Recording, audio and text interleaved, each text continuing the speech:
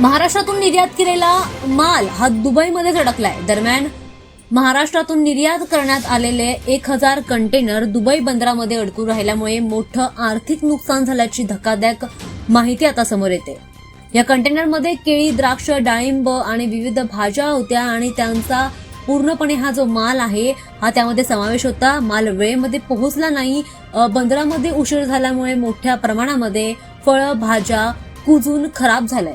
दरम्यान निर्यातदारांनी दिलेल्या माहितीनुसार जवाहरलाल नेहरू बंदर येथे कंटेनर लोडिंग प्रक्रियेमध्ये मोठा उशीर झाला।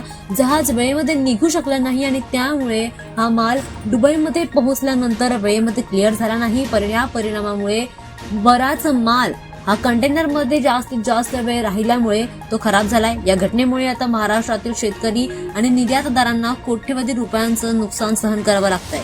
महत्वाचं म्हणजे नाशिक आणि पुणे परिसरातून मोठ्या प्रमाणावर द्राक्ष, डाळिंब आणि भाज्यांची निर्यात केली जात होती। हा माल परदेशी बाजारासाठी तयार केला जात होता।